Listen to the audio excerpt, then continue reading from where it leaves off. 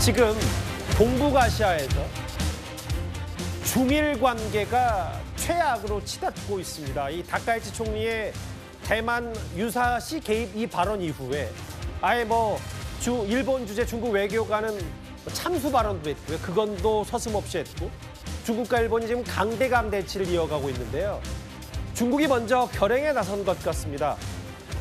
일본 여행 가급적 가지 마라 라고 얘기한 데 이어서 지금 중국 내 영화관에서는 일본 영화 상영까지 중단이 된 겁니다.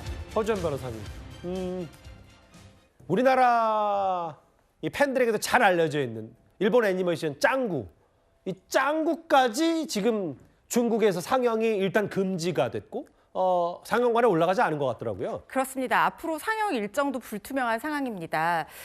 중국과 일본의 관계 경색이 짱구에게 유탄을 맞게 한 셈이 됐다 이런 생각이 드는데요.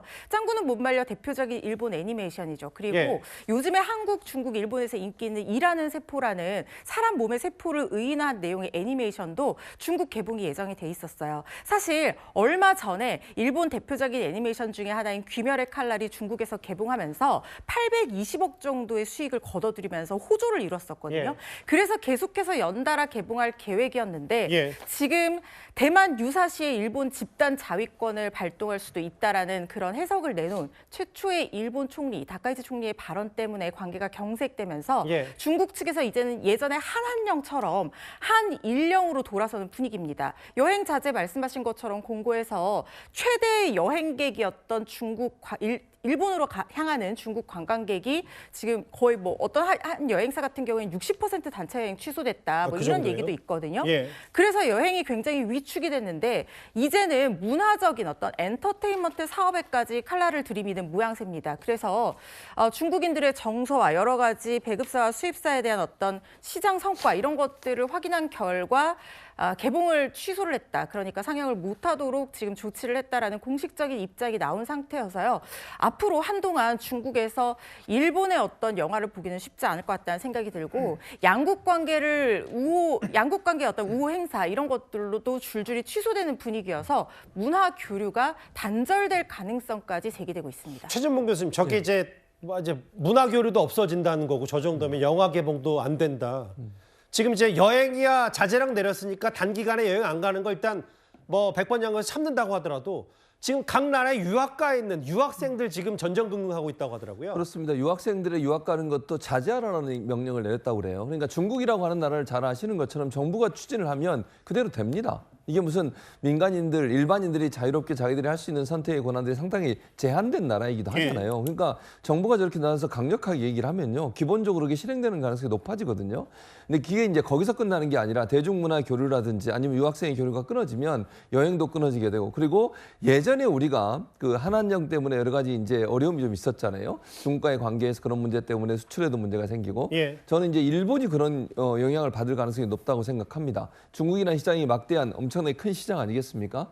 그 시장에서 일본의 제품이라든지 아니면 일본의 어떤 교류가 줄어들게 되면 일본 입장에서는 경제적으로 큰 타격을 받을 수밖에 없습니다. 그런 상황이고 중국이 좀 더 강하게 가면 이제 중국인들이 불매운동까지 할 가능성이 있어요. 그러니까 일본 제품이나 물품에 대해서 이게 문화상품뿐만 아니라 제조업에서 만들어지는 제품까지도 이게 금지되거나 아니면 자체적으로 하는 듯한 모습이긴 하지만 정부가 추진하게 되면 그것도 그렇게 될 가능성이 있다고 생각합니다. 그래서 이게 그냥 단순히 지금은 그 감정의 골이 깊어져서 이렇지만 이게 장기적으로 가면 일본 경제에 상당히 큰 영향을 미칠 요소로 작용할 가능성이 있다는 생각이 듭니다. 지금 보면은 중국 국민은 일본 여행 자제해 주세요. 혹은 밑에 보면은 일본 지도자들 대만 관련 도발적 발언, 인적 교류 분위기 훼손된다. 이런 얘기인데 중국 이제 외교부 쪽의 얘기예요. 이현정 의원님. 그럼 이거는 글쎄요. 지금 그 강대강 최악으로 갖고 있는데 다카이치 총리가 이런 본인의 발언에 대해서 어느 정도 주워 담아야 이게 되는 건지. 근데 이제 일국의 수장이 한 발언이기 때문에 쉽게 무슨 유감 표명이나 이런 걸 할 수 없고 말이죠. 중일 관계가 큰일 났네요. 그렇죠. 우리 같은 경우도 이제 사드 배치를 두고서 사실 중국이 한한령을 내려서 우리 지금 가수들 공연도 못 하고 있는 상황 아니겠습니까? 그러니까 이 중국이 굉장히 예민하게 생각하는 게 바로 대만 문제입니다. 대만에 대해서 다카이치 총리가 뭔가 대만 침공 시 개입할 수 있다는 그 발언으로 인해서 지금 중국이 이에 대해서 강경한 조치를 취했고 예. 더군다나 이제 오사카 총영사 중국 총영사 같은 경우는 좀 목을 베겠다 뭐 이런 이야기까지 했어요. 정말 이 아주 극언을 했는데 문제는 이 정도의 발언을 하면 사실상 이 외교관을 추방을 해야 됩니다.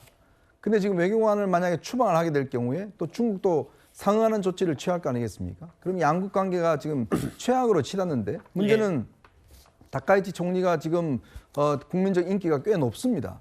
근데 문제는 대만에 대한 언급을 철회할 경우에 자칫하면 이 인기가 지금 떨어질 수 있는 가능성도 있고 지금 특히 유신회와 지금 연립정부가 형성돼 있기 때문에 예. 사실 이런 연립정부의 어떤 구성에서도 문제가 생길 수도 있기 때문에 사실 진퇴양난의 그런 상황이 이제 벌어진 것이죠. 예. 그러니까 다카이치 총리가 이 취임하자마자 사실은 대중국 강경 발언으로 인해서 지금 뭐 비행기표가 뭐 46만 장이 취소됐다는 거거든요. 그렇게요. 예. 그러니까 우리가 겪었던 일을 중국도 겪는데 훨씬 더 어떤 심하게 겪고 있는 것이고 특히 이제 이 주중 일본 총영사의 어떤 거치 문제 이게 지금 양국 간의 관계에서 굉장히 중요한 어떤 가림막이 될 것 같습니다.